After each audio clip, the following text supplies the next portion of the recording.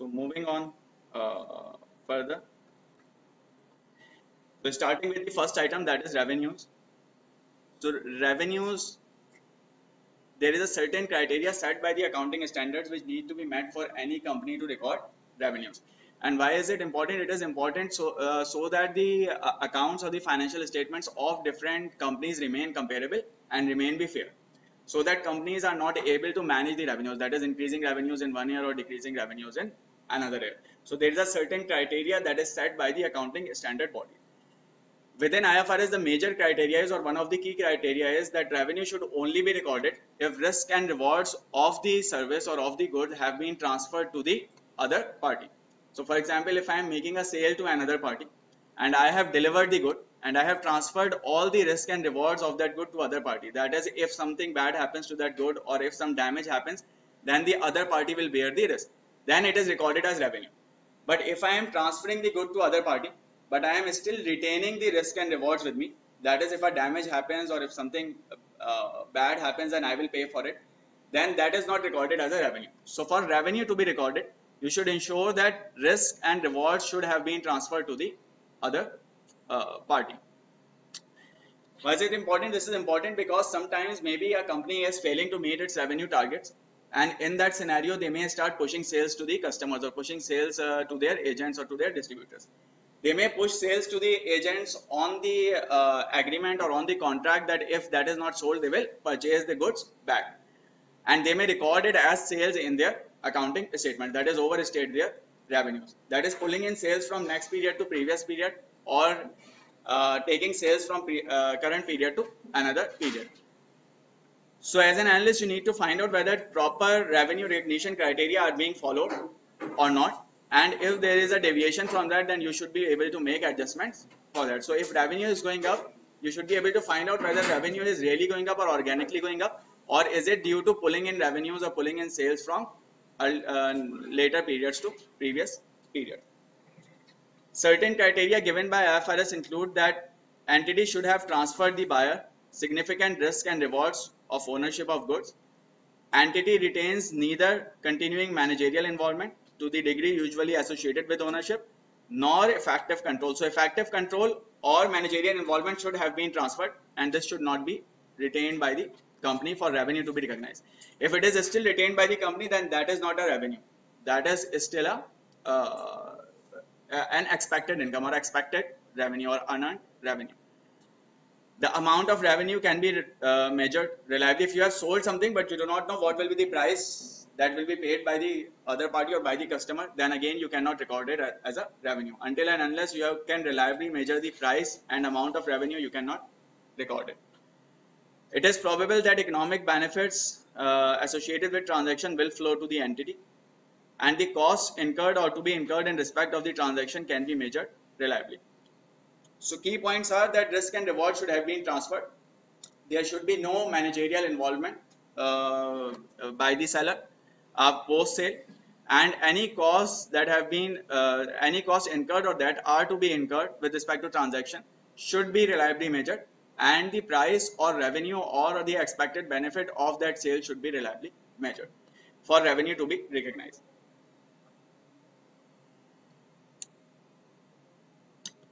So as we discussed in previous class, that IFRS and US GAAP or IASB and FASB, both the accounting bodies have been working towards converging the accounting standards or coming up to the similar pages with respect to accounting standards. So similarly, they have also made efforts over the past in converging the revenue recognition standards or coming up with the similar revenue recognition standards. With respect to that, they came up with an update on the standards in May 2014. And those standards were to be applied or were to be made applicable or effective from 1st Jan 2017.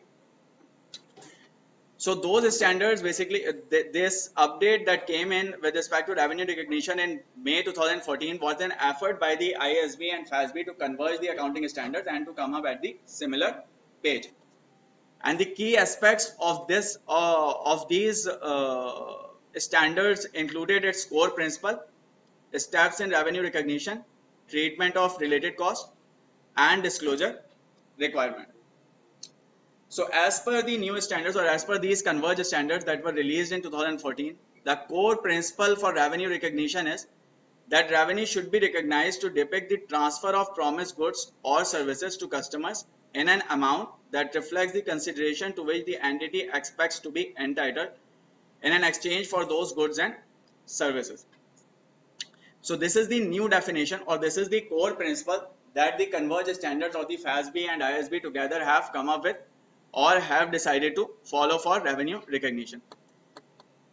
Why is this important is because changes in accounting standards or the convergence in accounting standards can significantly impact the financial statements of the companies.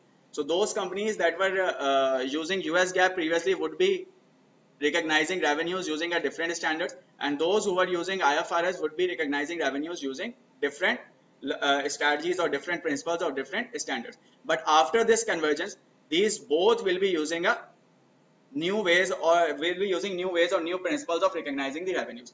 And when they use new standards or new principles to recognize revenues, obviously their revenues will be affected.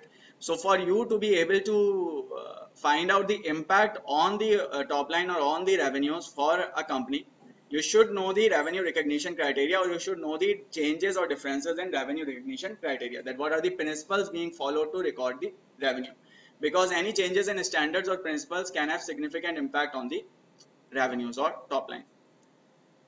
5 steps provided in this revenue recognition accounting standards are that identify the contracts with customer, identify performance obligations, that who is obligated to perform what, who is obligated to pay, who is obligated to deliver services, determine the transaction price, allocate transaction price to performance obligations, and recognize revenue when entity satisfied a performance obligation. That is, revenue should only be recorded once both parties have satisfied their obligation. Before that, you cannot record the revenue. If a company is recording revenue without that, then it means it is in a violation of standards, and in future its revenues may fall, or because maybe it is bringing in revenues from later periods to earlier periods. Secondly, any incremental cost of obtaining a contract and costs incurred to fulfill a contract must be capitalized under the new standards. So with respect to cost, there can be two treatments. One is that you charge your cost to the P&L, that is known as expense, or that is known as expensing out the cost.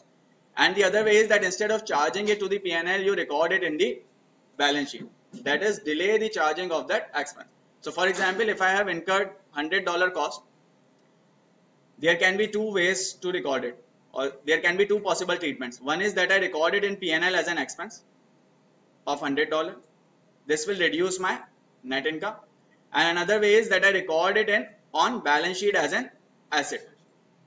And in later periods, in subsequent periods, I take it through P&L, through depreciation, through amortization, or through write-off, or any other measures. So whether or not I record it on, if I record it on P&L, my net income will be understated, and if I do not record it on P&L, my net income will be overstated, and in later periods it will be understated, because in later periods I will be charging depreciation, amortization, or write-off values, or any other charges. So recording of cost as an expense or capitalization of cost, this is known as capitalization, that is recording on balance sheet, and this is known as expensing out, that is recording it on P&L. So recording of a cost or of an outflow as expense or capitalizing it have a significant impact on the P&L. So therefore you need to know what expenses are being capitalized or what expenses are being passed through P&L. So when you are comparing the two different companies, or when you are comparing the company with itself or its past historical financial statement, you should be able to make adjustment for these as well. So these are some key aspects of revenue recognition of accounting standards issued in May 2014. We will again not be going into detail because this is more based on accounting. Our focus will be on financial analysis area. Now with respect to revenue recognition, for an analyst, what are the major questions to answer? What are the things to look at? So as an analyst, you should find out whether the policy results in sooner or later recognition of revenues. So if a company is using a policy that has higher revenues in initial years and lower revenues in subsequent years, and there is another company that has lower revenues in initial years but higher revenues in subsequent years, then those two are not comparable. So first you should make them comparable, that is make adjustment to their revenues to bring them to the same page, and then you should perform the comparison. Second is, to what extent does the policy requires company to make estimate? If management is allowed to make more estimates, or if management is allowed with more flexibility, then there are more chances of revenue manipulation. That is, management may manipulate the revenues, may bring in from later periods to earlier periods, or from earlier periods to later periods. And if there is less flexibility, or if management is not allowed to make estimates, or estimates are fixed, then that is a conservative approach, that is a better approach. What are the differences between revenue recognition policies you are comparing, and what is the relative degree of conservatism? So maybe you are not exactly able to measure the difference between two companies. That is, maybe you are not exactly able to measure that what will be the impact of making the two companies comparable, because maybe some estimates are missing, maybe the product is of different kind, or maybe the contracts that it has with the customers are different. So maybe you are not able to come up with the actual estimate or the actual number to make those two numbers comparable. But even then you will be able to analyze, or you will be able to judge that what is the degree of conservatism. That is how conservative a company is with respect to accounting standards. If a company is more conservative, that means its accounts would be more accurate, or there would be lesser manipulation in its account. So maybe for that you can apply a premium on that company. And if a company is less conservative or is more aggressive with respect to accounting, then maybe it is manipulating the accounts, and maybe you can apply a discount to that company's value. So while you cannot come up with the actual number, or maybe you are not able to come up with the actual number or actual difference, still you can judge the degree of conservatism, and based on that you can overstate or understate the amounts based on your own personal judgment and reasoning. So remember, your job as an analyst is not to rely on the number that is being reported. You should be able to judge the authenticity of that number, and you should be able to increase or decrease that number by any percentage with respect based on your own judgment, with respect to companies' policies, with respect to companies' standards being followed, with respect to conservatism and aggressiveness being followed. So while you may not be able to come up with the actual number, still you can make some adjustment. That is, maybe increase some profitability or reduce profitability. Nothing is right or wrong in analysis as long as you have a reasoning for it, or as long as you have a strong judgment for that. So anything backed by strong reasoning is not wrong. Even if you is overstated with 5%, that is okay, but then you should have some reasoning why are you doing that. So do not rely only on the numbers being reported. Make sure that those numbers are comparable with others, and make sure those numbers are backed by strong workings or are sustainable as well. So this is about revenue recognition. So in revenue recognition, you are expected to know different revenue recognition criteria, that which criteria should be used in which scenario. Secondly, you are expected to make or find out the differences between two companies. Whenever you are comparing the two companies, you should be able to find out the differences and make them comparable. Thirdly, you should be able to find out whether there is sooner or later recognition of revenues, whether revenues are being pulled up from later periods or revenues are being pushed to the later periods. And this is very common, and this has led to companies going into bankruptcy over past. So over past we have seen companies, especially in the times of recessions, we have seen companies which were reporting very good performance, but suddenly they went bankrupt, or suddenly they went out of the business. Why? Because they were reporting higher revenues by pulling in revenues from later years to previous years, or by sooner recognizing the revenues. So their revenues were going up, but in later periods their revenues eventually dropped and they went out of the business. Or there are examples in which there is a company that was pushing sales to its customers or to its agents based on the contract that if those agents are not able to sell the product, then company will buy it back. So there was a company which was selling goods to its customers with the agreement that if customer is not able to sell it, company will buy it back. Now who bears the risk? Company itself bears the risk, but that company was recording those transactions as the revenues, and contracts were, or the arrangement was reported somewhere in the notes or somewhere in the attached information that was missed by the analyst. And eventually it kept on pushing the sales, And when distributors are not, and obviously distributors will buy it if there is no risk. If there is no risk, distributor will not mind buying it. And when the distributor is also getting it on the credit or on some credit days of, let's say, 3 months, 6 months, they wouldn't mind buying it, because they know if they are not able to sell it, they can eventually return it. So distributors were buying it, they were selling it, they were recording it as revenue, but eventually distributors were not able to sell it. And when the distributors returned those goods eventually in later periods to the company made significant losses and it went out of the business.